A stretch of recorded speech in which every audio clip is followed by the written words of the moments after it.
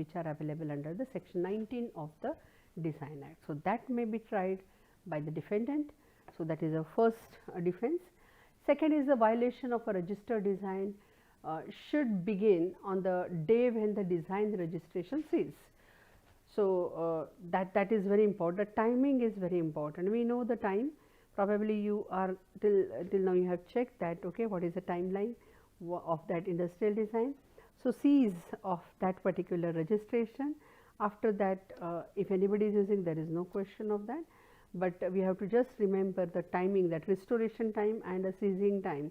If somebody do within that period, if that infringement happens, then there is no question of asking the that any damages for that particular situation. Okay, so that is one thing very important. Okay, I will just tell you 10 plus 5, that is the time limit is there. Okay, then the lack of innovation in the design can be another, because we have said that the design must be new or original. So,